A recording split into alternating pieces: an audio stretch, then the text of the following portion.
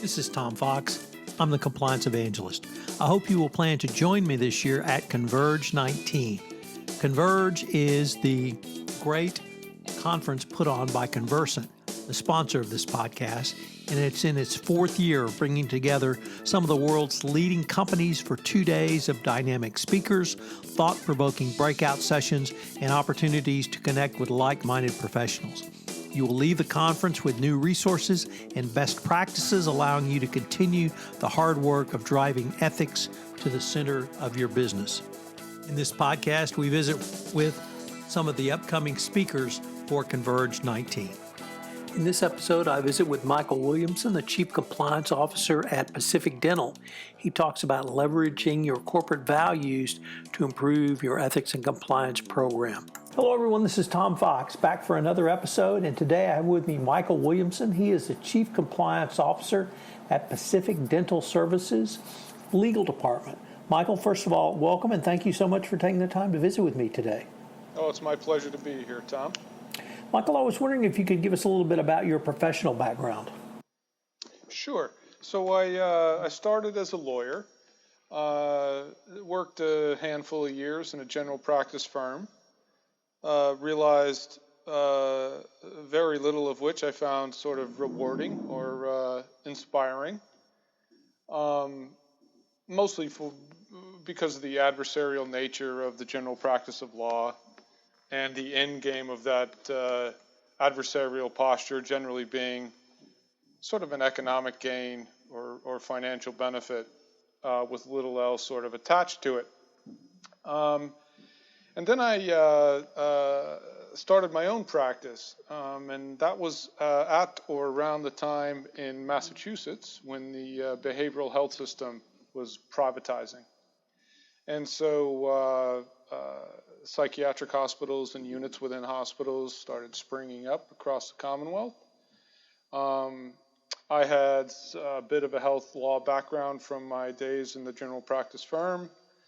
Was able to partner with some of those institutions in developing a regulatory framework around a privatized behavioral health system, which got me sort of familiar with both the bench and the legislature and the bar, and sort of allowed me to an entree into the compliance and ethics arena in the healthcare context.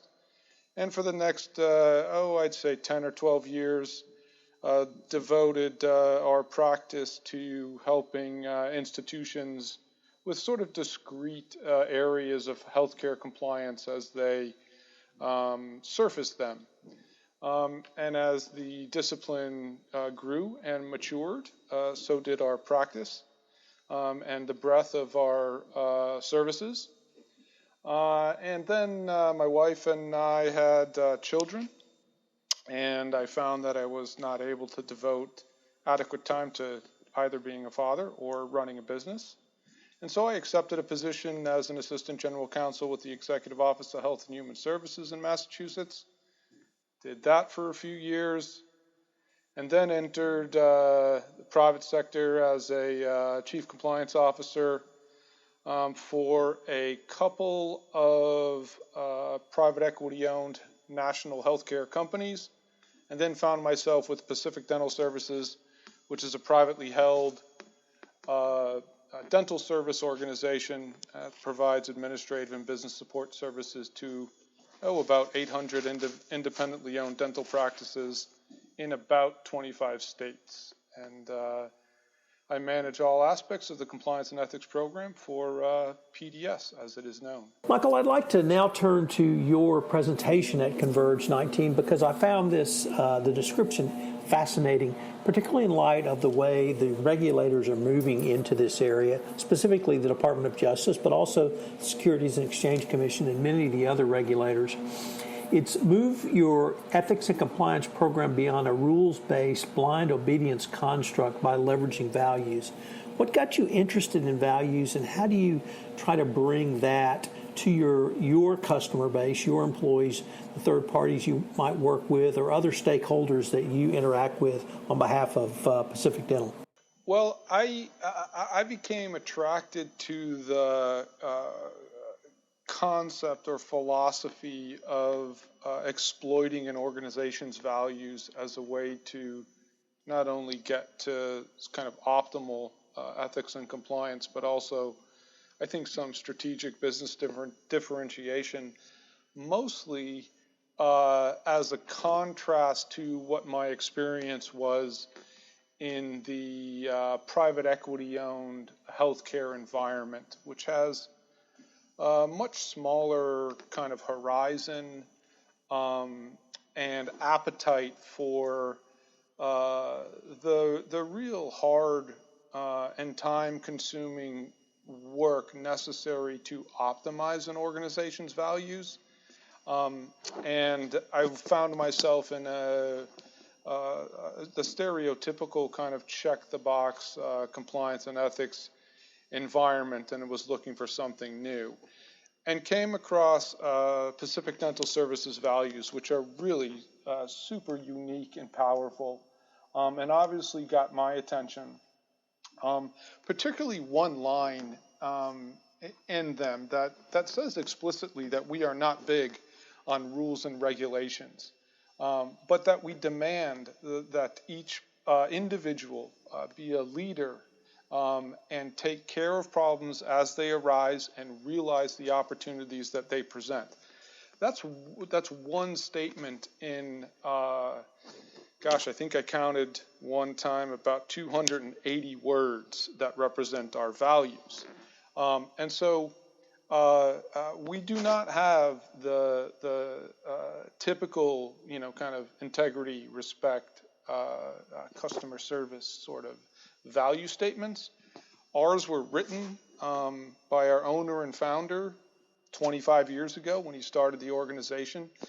They proved to be extraordinarily prescient, not just in that one area, but generally speaking. And he was able to, for a long time, infuse what he was describing in those, 280 to 300 words into the workforce with tremendous efficacy for a certain amount of time. And then our scale and our growth trajectory made that more difficult for him. And it was then that he turned to the notion of a formalized compliance and ethics program to, as we discussed when I first met him, kind of scale his voice and his and our organizational values.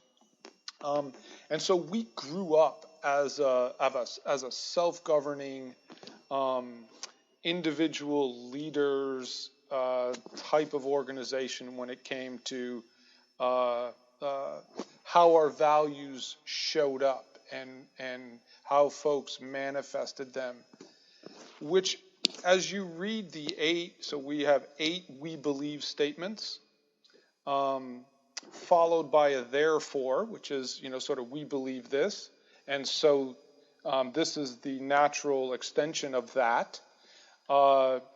Those concepts we found were all very aspirational and responsible for attracting a whole bunch of really qualified folks to us, and still do. But we also found, because of their density and their subjectivity and the extent to which they're capable of interpretation, that folks were kind of chasing them in a million different directions. And so rather than serving as a true moral north for us, it was more like a galaxy of stars. And his entrepreneurial spirit ran counter to the typical notions of an ethics and compliance program, kind of over your shoulder and command and control and rules-based, in addition to what we explicitly say in our values. So he had very little appetite for that type of program. And then it struck me, well, let's just leverage that concept of self-governance and conferring ownership of identifying problems and creating safe spaces to voice those, and real investment and an inspiration around our values to capitalize on what they could contribute to a compliance and ethics program in lieu of rules. And that's where we started, is to really get a sense of, and it took about a year, Tom, to get a good sense from the organization of how our values showed up day to day for different roles across the country. And it was a super enlightening exercise that revealed to us that the potential for folks to look at them and to say to themselves, well, you know, Jim's doing it differently than Tom, who's doing it differently than Mike, who's doing it differently than Sally. What am I supposed to do?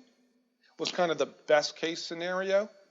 And in the worst case, folks would tell us, because we asked everyone across the organization in various forums what they meant to people.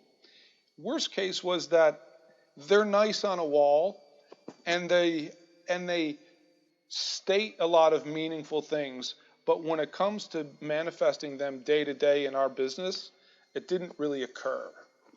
And so we went back over a second year to the same cohorts of folks through one-to-one interviews, focus groups, workshops, town halls, a quantitative survey we put out, and asked folks, when you see each of the 8 value statements, how does it compel you to behave? And how would you like it to compel your team to behave? And so we started to correlate our value statements with behaviors. And it was then that the passion really kind of took hold in our organization for that concept, because we started to migrate to an aligned and uniform translation of those meaningful value statements.